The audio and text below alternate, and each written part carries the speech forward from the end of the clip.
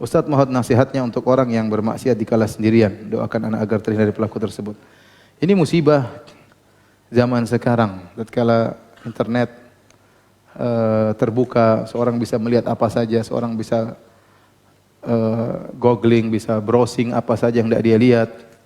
Maka sangat dituntut seorang untuk bertakwa kepada Allah Subhanahu wa taala. Terutama tatkala bersendirian, dan itulah bukti takwa seorang kepada Allah Subhanahu wa taala. Masalahnya adalah kecanduan.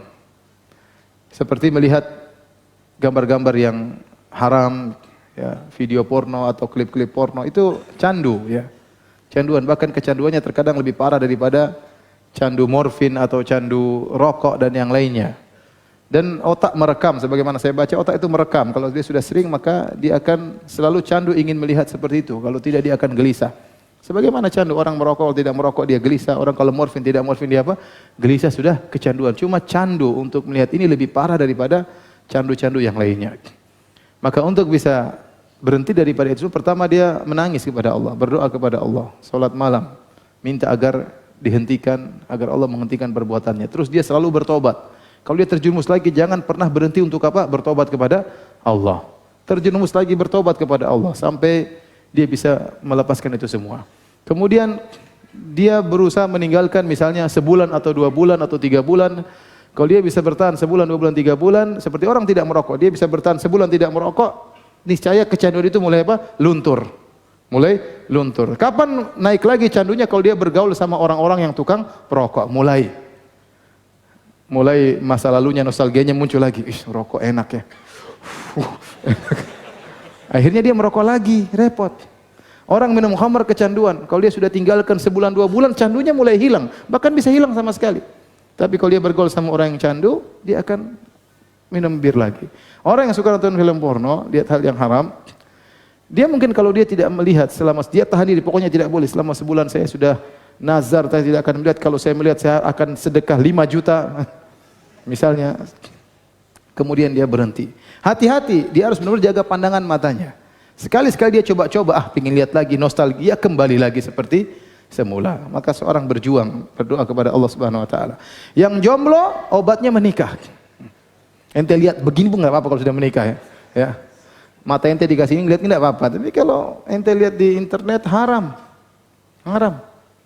Akan merusak kekhusyuan Anda, akan merusak, ya, bagaimana antum bayangkan setiap hari orang, mungkin sebagai orang yang kecanduan, lihat, enggak usah banyak-banyak. Tiap hari dia nonton yang haram 5 menit saja.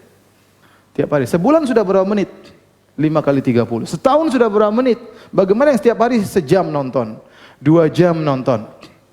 Kemudian berbulan-bulan, tahu-tahu dia meninggal di hari kiamat, ditampakkanlah hasil tontonannya selama bertahun-tahun.